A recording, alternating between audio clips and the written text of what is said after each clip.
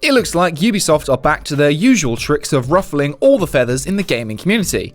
Back in 2018, Ubisoft partnered with the collaborative media platform Hit Record to allow anyone to contribute artwork to the production of Beyond Good and Evil 2. Hit Record is owned by Joseph Gordon-Levitt of The Dark Knight Rises and Inception fame. The idea behind the company is that it unites artists and creators to work on projects together rather than just independently. At the time, both companies were hit with major criticism and were accused of being exploitative by using artists for speculative work where they may or may not get paid. Anyone could contribute visual art or music to the Space Monkey program, with the hope of your creation being featured in the game. If your work was included, you would receive a portion of $50,000, which would be shared among all the different works selected and its contributors. Many creators and game developers didn't take kindly to the program. Scott Benson, co-creator of the indie game Night in the Woods, said on Twitter, "Wow, this immediately sets off alarm bells. Okay, the essence of spec work is you create a thing for a company and after it's finished, the company decides whether to pay you or not, and if they do, how much to pay you. It's just free work for them which saves them money and you get whatever they want to give you, if anything." But ultimately, it doesn't look like Ubisoft have even learned their lesson one whole year later. The company's latest controversial decision is pretty much to do the exact same thing again, but with Watchdogs Legion. This time they're focusing on music and are looking to create 10 unique songs to be used in in-game radios when driving cars or exploring the open world. When they tried this last time, people were very confused about how much they would actually get paid, if at all, but this time things seem a little more transparent. Each of the 10 songs will earn $2,000 from a $20,000 pool shared among the creators. So that means if 5 people contribute to a song,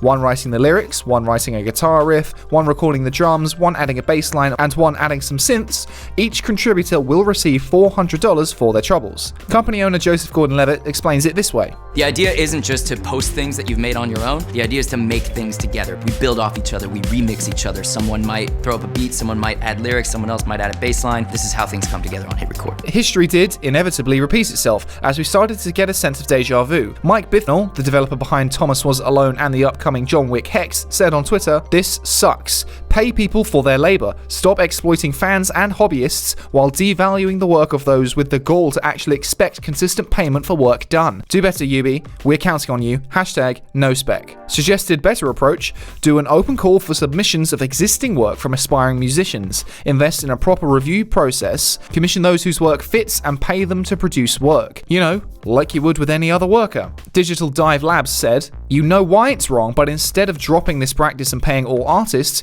you're whitewashing it with non-sequiturs like nobody's forcing them to compete in a race to the bottom. You are exactly the kind of soulless corp that your game's characters would fight." Co-founder of the indie studio Vlambeer, Rami Ismaili, said, "I'm still not a fan of what reads as spec work under a proprietary open non-exclusive license model and prefer the pay someone to browse SoundCloud to find cool music for which you then talk to the creator and pay them too." Game music composer Ryan Ike said, "Musicians, I urge you not to submit to this. This is spec work and exploitative as hell. This model, where you give someone your time and skill and might be chosen, and if you are, you're underpaid at best, needs to die out immediately. #GameAudio. So that's where things are right now with the general reception, but what do you think? Is this exploitative spec work, or is it really just a cool community collaboration on a game? Be sure to let me know in the comments. The overall sentiment around this whole situation seems massively negative, but I'm not sure I fully agree with everyone. In my opinion, this is an excellent opportunity for those who are fans of the Watch Dogs series specifically, rather than professional career musicians. This is not a path to earn an acceptable living wage because that's not what it's meant to be. With Beyond Good and Evil 2, I felt it was a chance for those who are creating fan art anyway to have their work represented in-game, not for money or that precious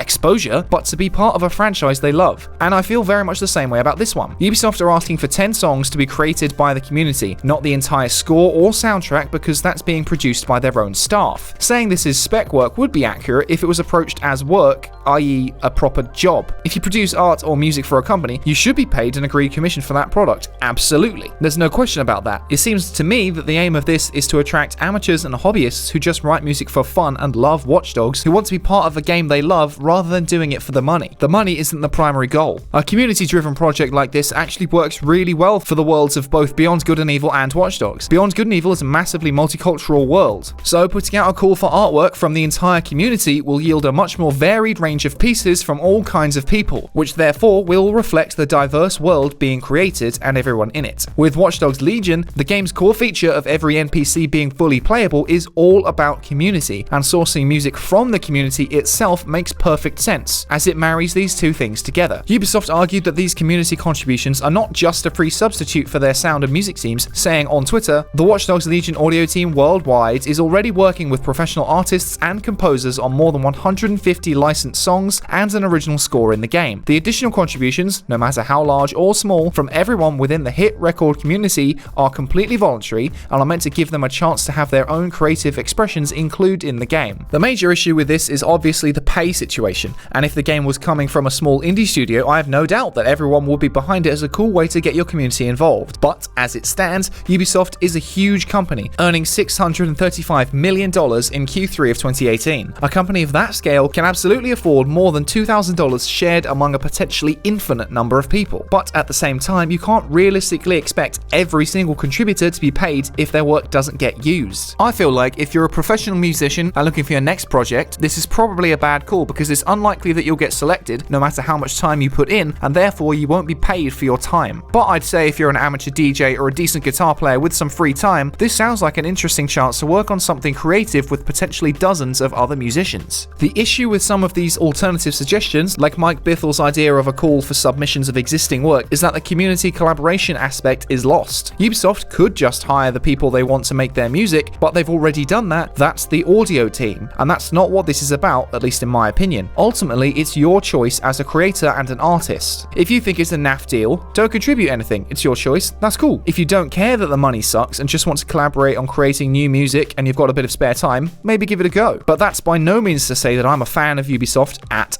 all. I've not bought a Ubi game in years, but this doesn't sound like the worst thing in the world to me, and I don't think all of the outrage is fully justified. I think I'm on the same team as Sebastian Wolf, founder of the video game music group Materia Collective. In a lengthy Twitter thread, he said, "As with any potential opportunity, understand your goals and your value, and how much compensation structure fits your short-term and long-term needs. This value structure is different for each and every creator. Make sure you understand your own hierarchy of needs and risk tolerance. To be clear, I'm not advocating for payment in exposure. F that. It's crucial to understand your needs. Here's an optional opportunity to submit a demo or back catalog library music for a AAA game that will be heard by experts. Useful? Perhaps. Equitable? Perhaps. You decide. If your biggest requirement is guaranteed immediate cash, skip this one. If you have the luxury of time, are able to take on risk, want bragging rights, want to invest in a portfolio piece, participate in something that is not net zero long term, why not? Condemning an opportunity because it doesn't fit your individual needs might not be appropriate advice, especially since there is no documentation on the final deal, buyout, license, master, pub retention, collection, etc., other than the 20k cash. I'm not really a fan of all these people on Twitter telling people what to do and telling them